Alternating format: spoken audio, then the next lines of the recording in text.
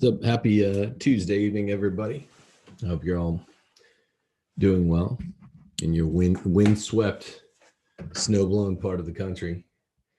I have a professor that's from Notre Dame, and he's saying he can't believe how much our sissy country is overreacting to this snowstorm. But I hope you're enjoying it. Anyway, so yeah, we have everyone in.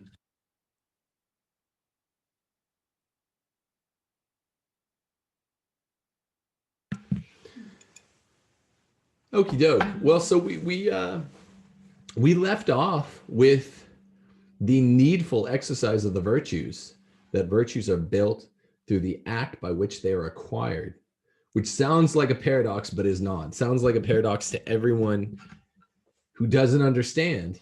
In life, you fake it till you make it. And it's an interesting thing. So in other words, if you want to be a harper or harpist, you just start harping. Parents that have a kid that wants to learn to be a drummer will suffer through this, right? Yeah, I mean, you suffer through having a drummer in the household, even if he's really good, but you suffer even a little bit more if he's learning the drum. So you literally go over and start learning to cross stick, the most basic thing you can do on a drum kit. Or, if you want to play the guitar, you just start learning the fretboard, the guitar fretboard, and it sounds like hell. What's that? Oh, just yeah. Oh yeah, good, thanks. So yeah, that's you learn through the action by which you build the virtue and you perfect the virtue. It's kind of the same action at the beginning, just much rougher sounding. This is the perfect segue for the ultimate reminder that I think I've forgotten to give in years past when I've taught the ethics to people. Aristotle's moral system is not only called eudaimonia, supreme good, virtue ethics, it's called action theory. And we were talking about this, and thank you for the reminder. We were talking about this in the office hour.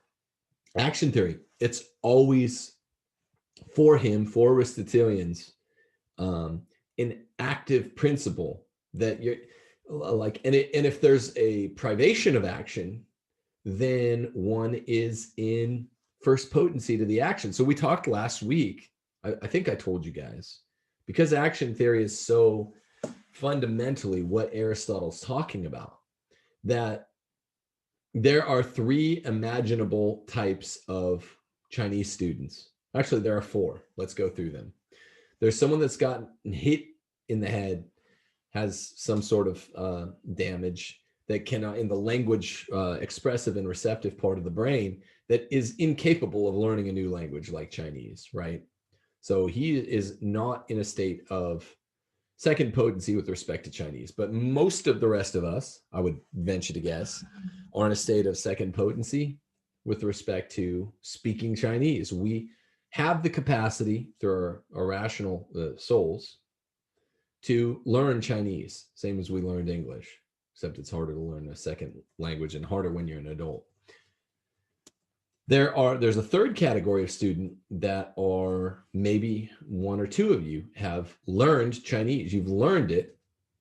So you're in a first potency with respect to beginning speaking it, but you're still not actively speaking it. Then there's first actuality, someone that's just interrupts me with a string of Chinese, whatever professor wants. It's just someone to burst out a string of Chinese curses or something like that, right? So there's first actuality, when you're actually speaking something in Chinese.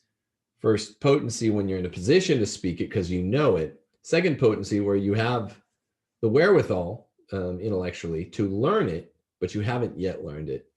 And then there's lacking the capacity or the potency to do so because something is broken. That's also distinctly, a human dysfunction or misfunction, because we're supposed to have the capacity to learn new languages. So that's the reason I bring this up with the introduction of what action theory is for Aristotle is because when you're sleeping, you're still, even if you're this type 2, category 2, you've taken all the time to learn Chinese, you learn all the idioms, all the conjugations, And you know not only how to write it to speak it. That's a lot of work. But when you're sleeping, you're not speaking it. Similarly, when you're sleeping, you're not exercising any of the virtues. But we would not, on the other hand, we wouldn't pretend that the virtuous man at sleep, compared against the vicious man at sleep, are going to wake up, in a similar disposition, right? Because virtue is a habit, not an act, even though it's action theory, and you can't be doing a virtue if you're not doing it. The only way to do it is to do it, which is the other name for this slide. You There is such a thing as habit. So the virtuous man will wake up, and because he's habituated to doing virtues, he'll just, if he's roundly virtuous, he has a bunch of the virtues at once, he's just going to get up, start doing his virtuous thing, start doing across the board virtuous acts, assuming that this is a man that's close to eudaimonia or at eudaimonia and actually has many of the virtues at once. Whereas the vicious man will wake up from sleep. Technically, they're starting from zero, the same place. You know what I mean? And just will be confronted, let's say, hypothetically, with all the same situations, like a vacuum, and just will fail. Whereas the virtuous man is, win across all the board. So, I mean, if he's a guy that's got all the different virtues, we were also talking about this at the office hour, and I think this will be helpful to people because we're at the beginning of studying the ethics now, at the beginning of book 2. Think of the virtues as just an angle or an approach on the good from a particular historical contingency. In other words, courage is an angle on the good whereby you just, you're thrown into a perilous situation. You couldn't see it coming. It's the one thing you have to be doing. If you want to be the eudaimoniac, right? It's the one thing you want to be doing. If there's a baby that's been placed in front of a train and you're in the train yard and you're there, this is what Catholic subsidiarity is all about. There's no other way for you to get to the good than just, you got to go and move that baby out of in front of the train. You see, there's nothing else you ought to be doing. The eudaimoniac who has all the virtues. Conversely, if you are in the marketplace or whatever, for Aristotle would be the agra, and there's someone who confronts you and only you be the judge here. We're not talking about a druggie asking for money, but someone that presents a legitimate case for your fiduciary charity, your liberality. There's only one, and he presents his case, and maybe he's not even begging you, but it's at the forefront of your mind. This is my one chance to see this person. I want to help them. This is what I need to be doing. So right then, you don't need to go run to the train yard, right, and look for a baby and a chance to be courageous. That's LARPing, right? That's being a poser. Right then, if you're the person in the marketplace, market square, and you see someone that is a legitimate case for your liberality, another one of the virtues, another kind of unexpected opportunity at the good, at exercising virtue, that's where you're thrown. That's your historical contingency. That's where you need to be. And you either, your gaze is either trained and fixed on the good and your actions, or it's not. You do the virtue as it comes up. And that's why eudaimonia is about action. It's about specifically habituating actions. And it's not about this. We were talking about this a bit in class, this kind of bourgeois sense of like, in the suburbs, there just aren't enough interactions probably with people. It's probably inordinately, unnaturally, just not enough interactions and not enough opportunities for virtue, because we are social animals. So people start going to these bourgeois, I'm looking to join a group that travels and looks for trouble so we can get them out of trouble. Get people in other parts of the world out of a jam. It's like, there's enough cases for virtue if, in your family and friends, or if you have to branch out a little bit more, if you have the most beatitudinous family and friends ever, and there's no cases for danger that you can share with them, or your wealth you can share with them, or magnanimity you can share, your time, honor, whatever. time, talent, or treasure with them, then you can widen it out a little bit. There's someone in your neighborhood, right? Some widow in your neighborhood, or someone who maybe part of their house burnt down, or something. There's somewhere really close. You don't have to go to the other part of the world or join a group. If you're having a sufficiently natural, appropriate amount of human interactions each day, that's what the good is. It's just, that's what happiness is. It's your opportunity. You can't predict which virtue you're going to flex that day, assuming you're the eudaimoniac. Very, very few of us are. But if you have all the virtues, it's an angle, it's an acted upon angle of the good that's been habituated. Right. It's your second nature, Yeah. So it is very specific. So that's that. Yeah. Sorry, I was thrown off. So that's why we become just by doing just acts, just as men become builders by building houses. There's only one way to do it. You fake it till you make it. You start doing it. You want to be a builder. You don't just read books about building houses. You read a couple, but you have to start doing it. Why? Because you have to start habituating it. That's the real answer for Aristotle. You don't move a virtue from theoretical potency, just it's in your intellect. Oh, this is a thing, this virtue. Some men are courageous. You don't move it into your character. You don't move it from your intellect into your will until you habituate it. Are there any questions there? Yeah, I have a quick question. Shout out from Notre Dame, by the way. I hear you're speaking here tonight. Yes, I am, sir. Yeah, awesome. And anyway, so I've been a Catholic for about 2 years now. So this whole talk about the virtues is fairly new for me. It's not talked about in the Protestant world a whole lot in the Aristotelian sense. So this is really enlightened for me, this class, the theological virtue, the supernatural virtues. So I was curious, what you were just talking about made me think of this. I'm just curious to what degree an unbaptized person has access to the supernatural virtues. So like charity, for example, jumping in front of a train to save a baby. Yeah, sure. That takes quite a bit of bravery, but it seems like there's some degree of charity that would need to be required for someone to potentially lay down their lives for a baby. Right. So I'm just curious, like, does God grant the supernatural virtues to some people who aren't baptized to some degree? Like, what does that look like? Yeah, that's a great question. And this is one that I was debating with my brother Dave, you guys, some of you know Dave. And we actually took it to he's a theology guy. I'm a philosophy guy, so I had the upper hand, I think. But we took it to a kind of mutual mentor, his ex-professor, Dr. Michael Cirilla at Franciscan. And the answer was kind of like, we were both a little bit right. But the question is, what's the interactivity between the natural virtues, which is everything Aristotle's talking about here, which are open to the pagans, thank goodness, or else Aristotle wouldn't have been able to make heads or tails of them, right? And the supernatural virtues, faith, hope, and charity, right? Faith, hope, love. That, and if there is an interactivity between them, which there is, that Aristotle didn't understand much because he lived before the sacraments, before the gospel, before even really Jesus through self-sacrifice had changed Jewish sacrifice into Christian sacrament. That's really what Jesus's action was. Changes the world by doing that. He also wrought possible the capture of these supernatural virtues, right? Faith, hope, and love. And then it gets theological.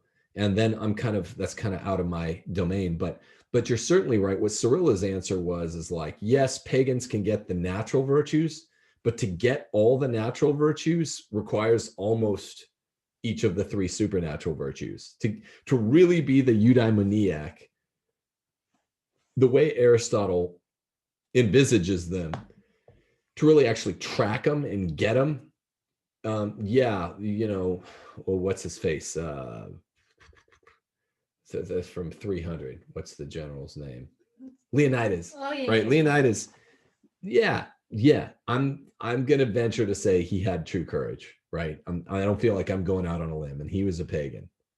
He had true courage. Aristotle, I think, legitimately had magnanimity. The way, once we get to book 4, you listen to the way he describes magnanimity, and even the way Diogenes Laertes describes them in the Lives, it's you could tell. So it seems to be possible to, absent the supernatural virtues, get 1, 2, 3, 4 of the natural virtues, but to get all of them the way, or whatever you have to get to qualify as eudaimoniac, to get basically all or most of them, it takes some supernatural activity. You can't get all of them and have that versatility,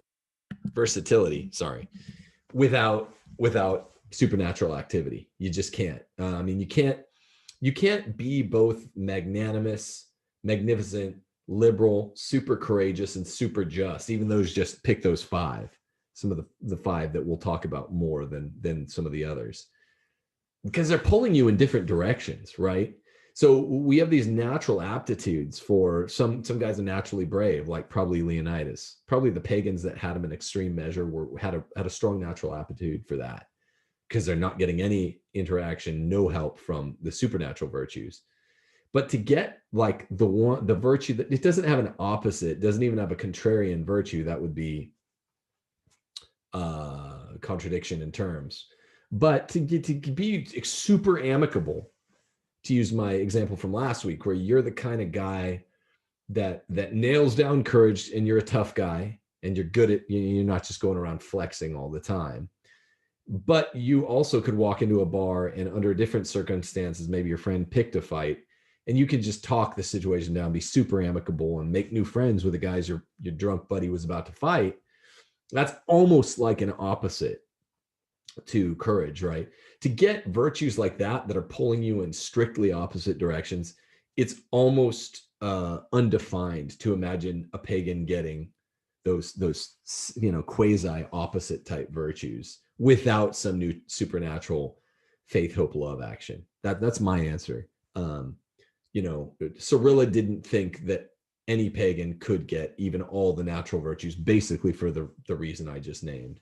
It is an open area. I mean, people, who knows?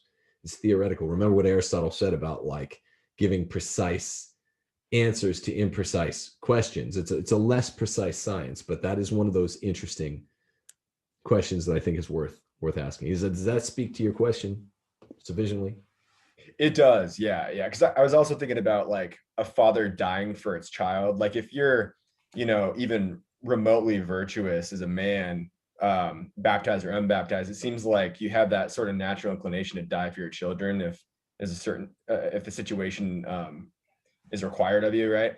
But it seems like that would take a certain amount of charity. So that's why I was a little bit confused about, like, is that merely bravery, or is there actually something else fueling that bravery that we would argue might be approaching charity? So yeah, that does make sense though. I like that. I mean, that's kind of that's sort of what I was trying to capture there is there are times where we're predicating of multiple virtues at once. I mean, if a father dies for his baby, it's appropriate, and it's also somewhat natural to be willing to do that. It's less natural to do that for someone else's baby, but it is heroic. It's not unheroic just because it's natural and it's somewhat expected. But it's not like you're only exercising courage through that action as a father. You're also exercising to some extent justice, to some extent, some Christian sort of higher thing like faith and charity. It was an act of faith anytime someone martyrs themselves or sacrifices themselves. So yeah, totally. Point well taken. It's an important point. And by the way, what you just mentioned, I'm going to cut a little bit early because I'm giving a talk for Notre Dame young Republicans tonight, and so I'll just cut out a tiny bit early. And for Brick Wall Hour, which I know has been growing, which is cool, which I'm going to try to join you. Maybe not. Maybe it won't bother you on video, but you guys are trying to get Brick Wall Hour in person. I'll try to maybe meet up with you guys sometime this summer if you do that. There was talk about that.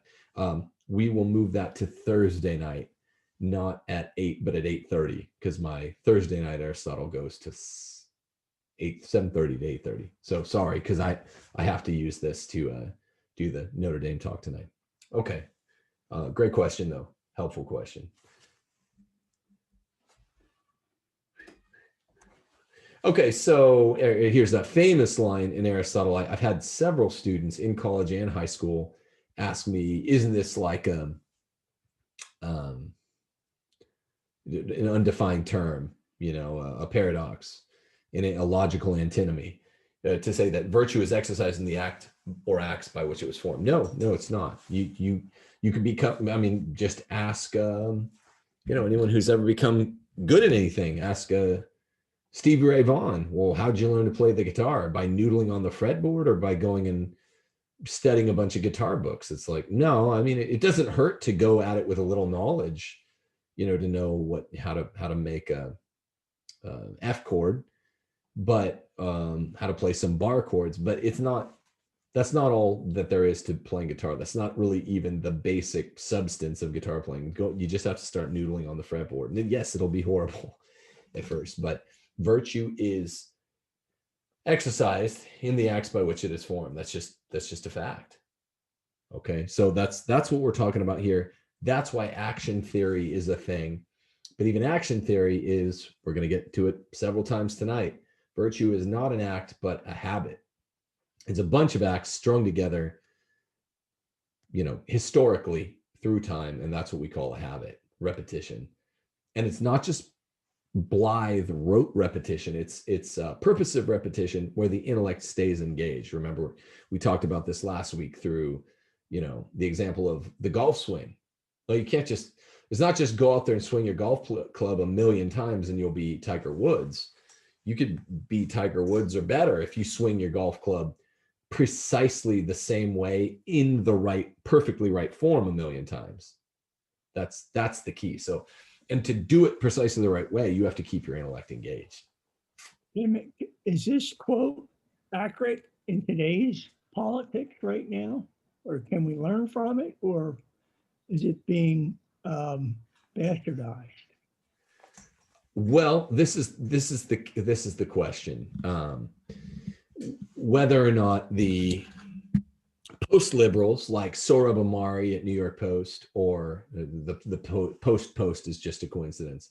The ones going around calling themselves post-liberals, which are right-wingers who are saying that liberty was a mistake, limited government was a mistake, we just need to start legislating all morality from the right. I actually say this is not Aristotelian, this is not Catholic. Aristotle, you're going to see kind of learn that this is wrong, W.D. Ross says, between now and book 5. Thomas Aquinas definitely says it was wrong. And there are guys like Sohrab Ahmari at New York Post, who's a right-winger. He's calling himself a post-liberal. Adrian Vermeule, the Catholic at Harvard Law, is sticking up for post-liberalism. Patrick Deneen in the poli-sci department at Notre Dame are 3 really well-known post-liberals. Also, you have guys like Thomas Pink at Oxford, who I think is the most reasonable of all of them. I like Thomas Pink a lot. And Gladden Papin at the University of Dallas. These are 5 good examples of Catholic right-wing post-liberals that would say, look, I'll give you the Aristotelian response to why this is wrong from virtue ethics action theory right away. But they'll say things like, and Aristotle says it, I mean, this is a quote from him, but then he contradicts it because he realizes this doesn't quite work with the system. Lawgivers make the citizens good by training them in habits of right action. This is the aim of all legislation, says he in book 2. And if it fails to do so, it's a failure. This is what distinguishes a good form of constitution from a bad one. This is in the beginning of book 2. This is a recipe for gulags right here. Sure. So this is what the liberal, and liberal doesn't mean left. Remember, there are at least 4 types of liberal, and all 4 of them are actually what we'd consider right wing.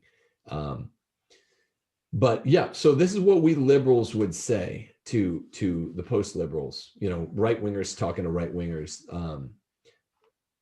that yeah, this is the making of gulags.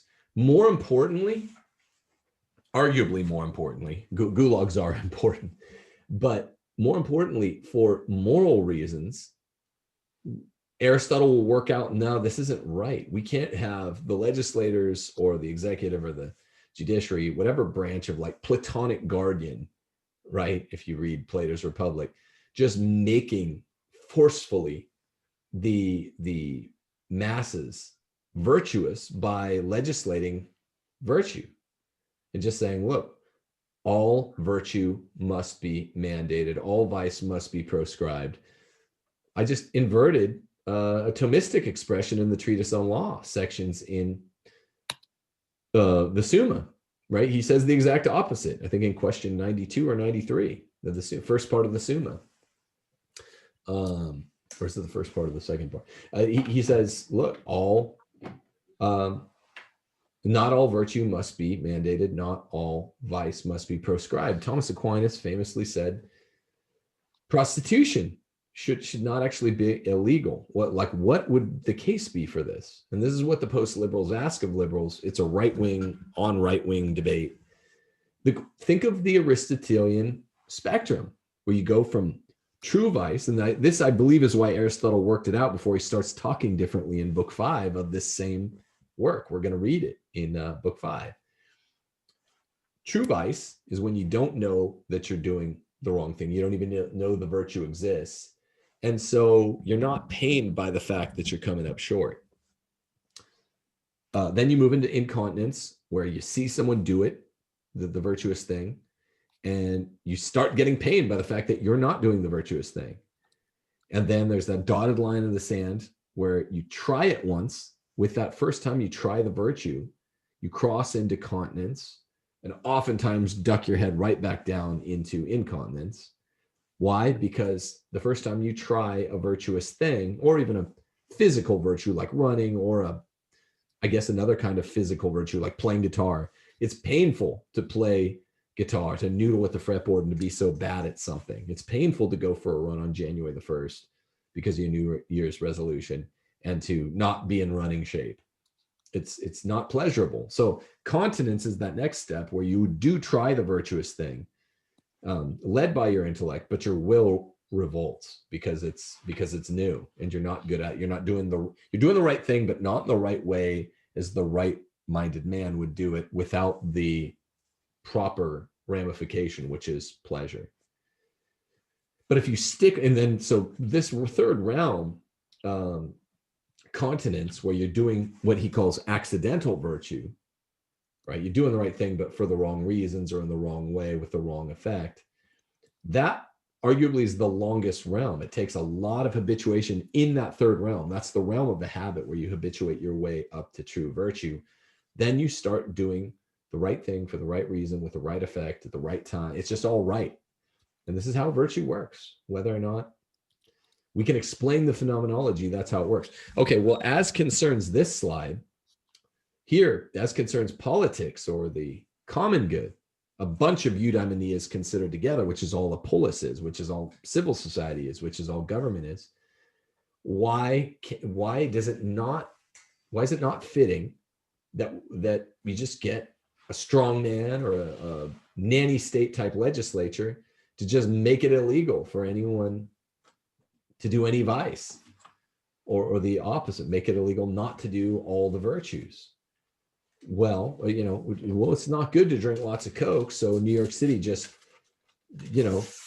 proscribes your famous thirsty 2-ouncer. All right, why is that a bad thing?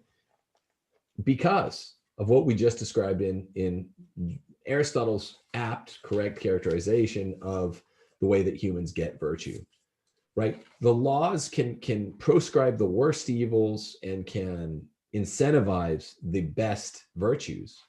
But with regard to the pettier and maybe even moderate ones anyway, we've found, and Thomas Aquinas, weighs in rather strongly on governmental minimalism, that it's just with the petty and the moderate virtues and vices, you want to incentivize and disincentivize them not much with the legal regime, because all you're doing is you're going to get someone stuck in the realm of accidental virtue anyway. They'll be doing the right thing for the wrong reason. We'll comply, but that kind of legally mandated compliance, outside of just the base level for the worst people you can't murder, that kind of compliance works.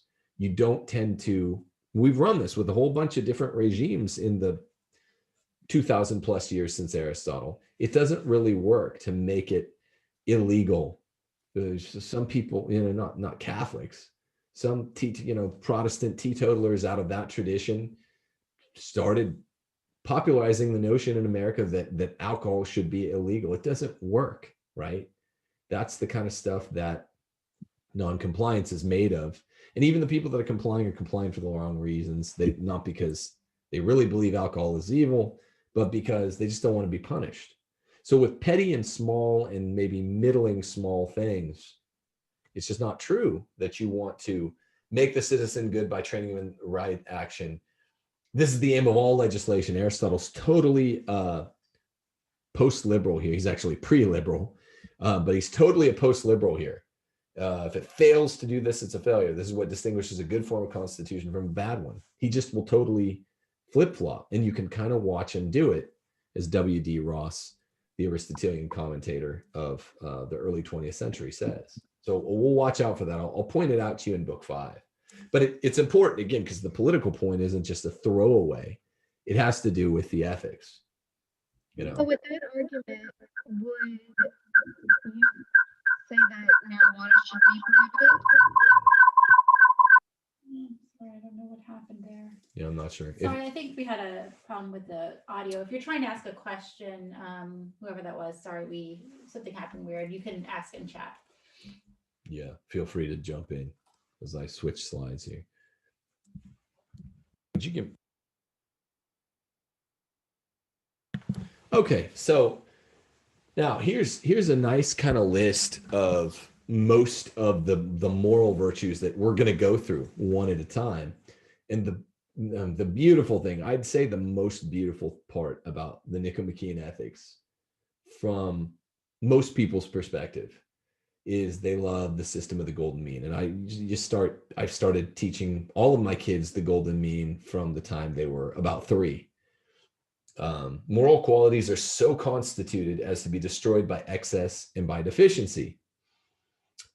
This means that as we said last week, virtue and vice are not opposites.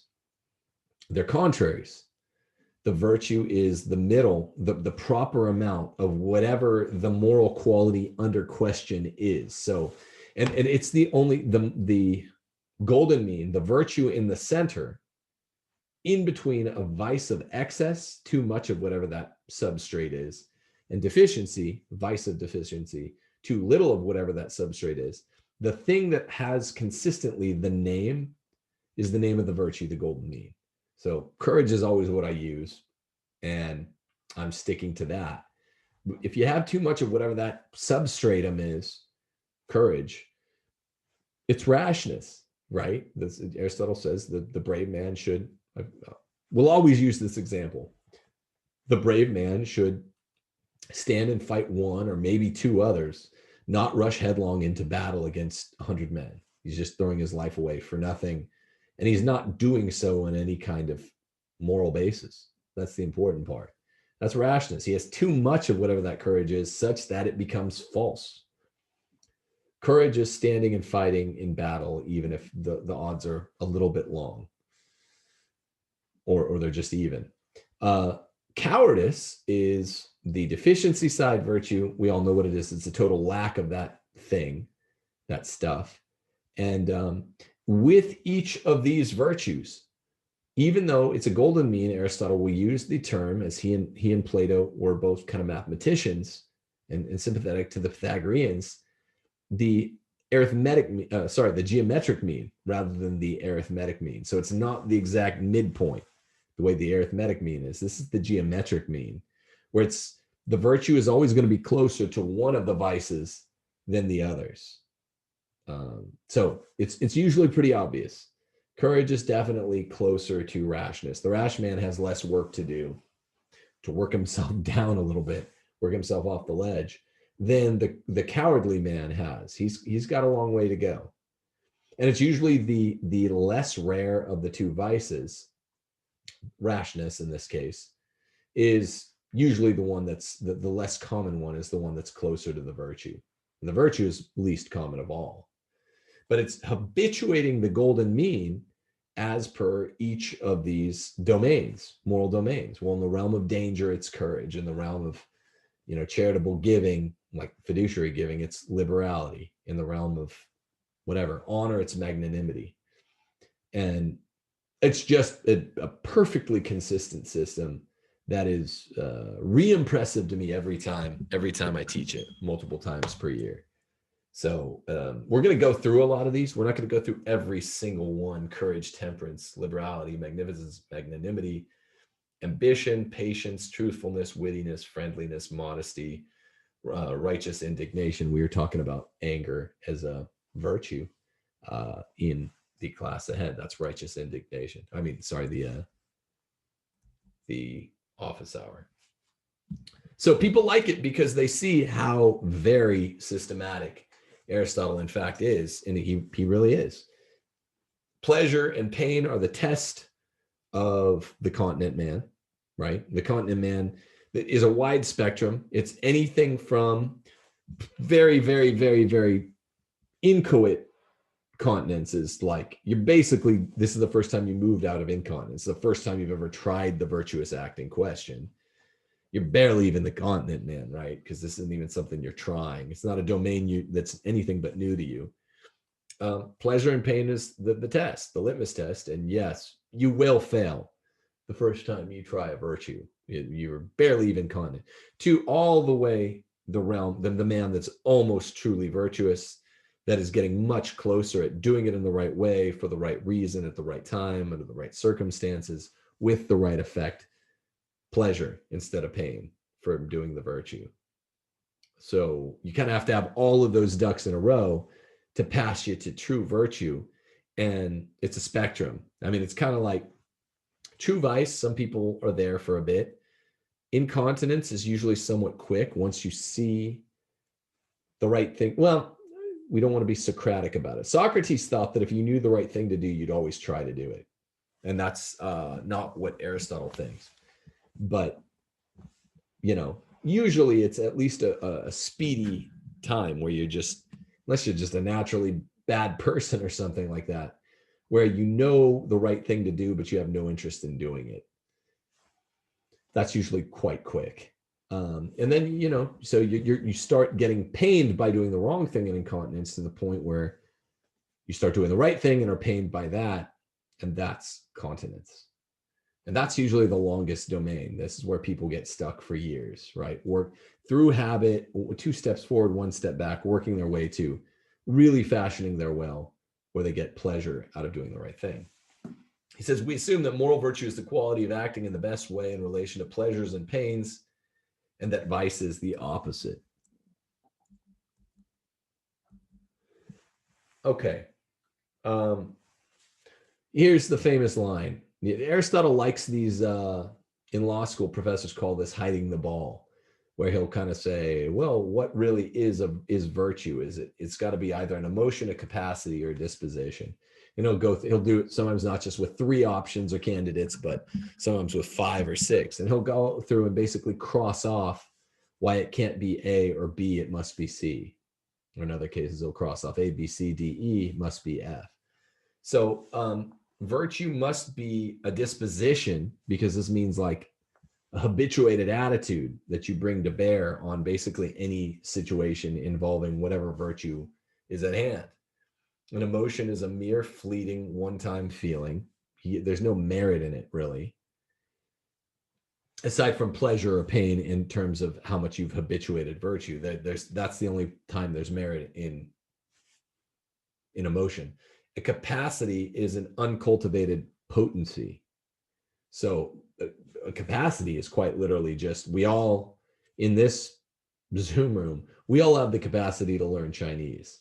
Either 1 or 2, or probably none of us have.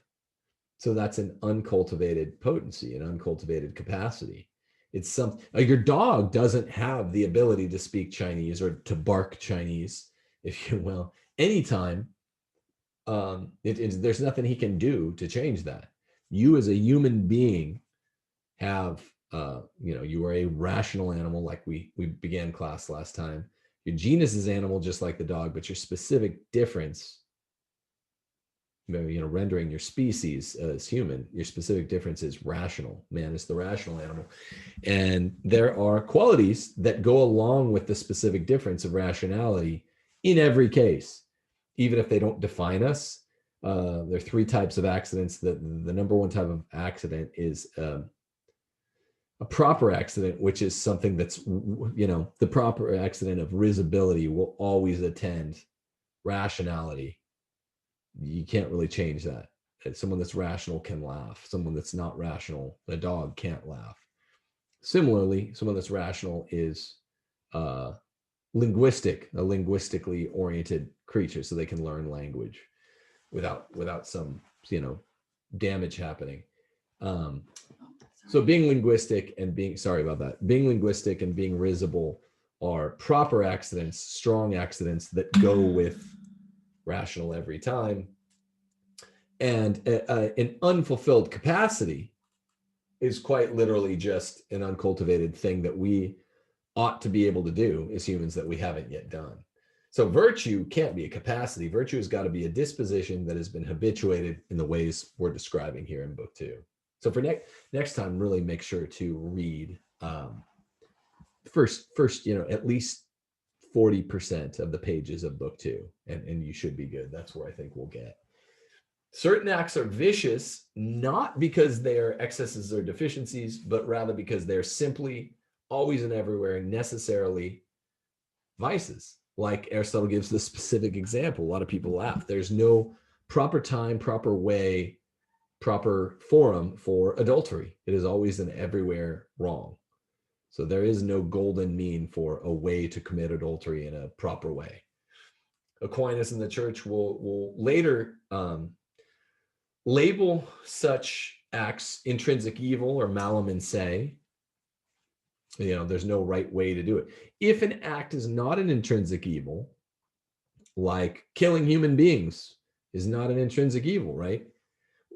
Because, killing in self-defense is not intrinsically evil. Killing the state, killing with its prerogative, not in self-defense, but upon the principle of retributivism, is not evil. So you might say, we could play the label game and it's something of a shell game. Well, killing innocent human beings is an intrinsic evil, whereas killing human beings actually is not. People are sometimes surprised to hear that, but I'm surprised they're surprised. So we've already gave the Aristotelian example of adultery.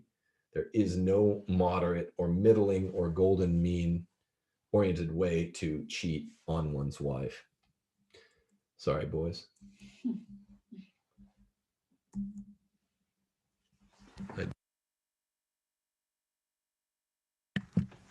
Yeah, and again, I'll probably close with this slide tonight. Sorry, I don't ever do this, but you're gonna go give this talk. This is one of my very favorite slides, concepts in the lecture. Gave a little preface last week.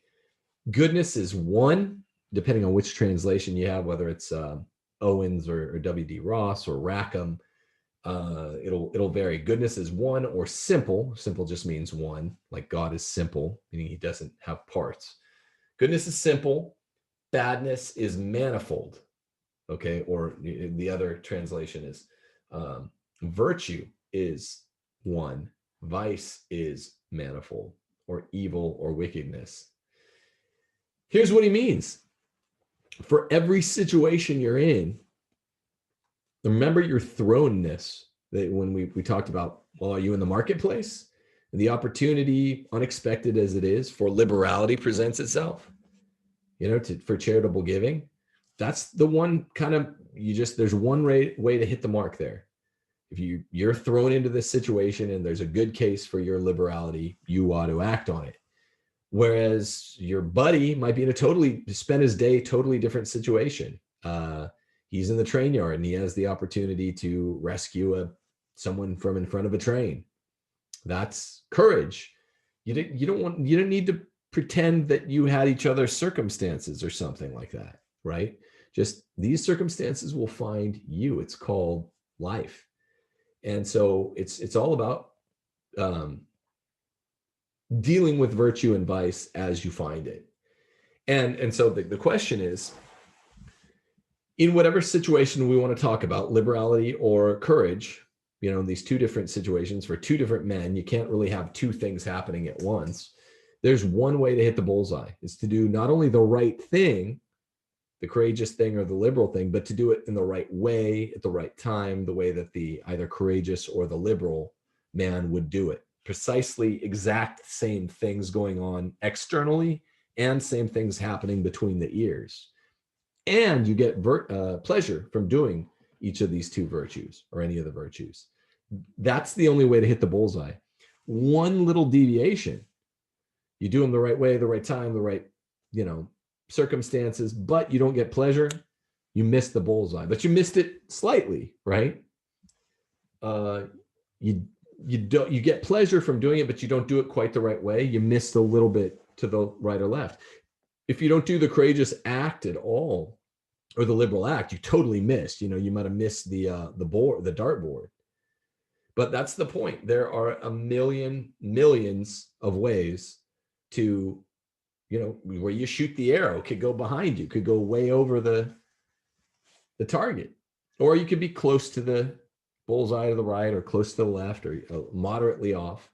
These are all the ways you can screw up. This is why virtue and vice are not opposites. They're contraries. There's only one way to perfectly get the right virtue, and it involves doing it the right time, the right place, the right manner, with the right effect of pleasure.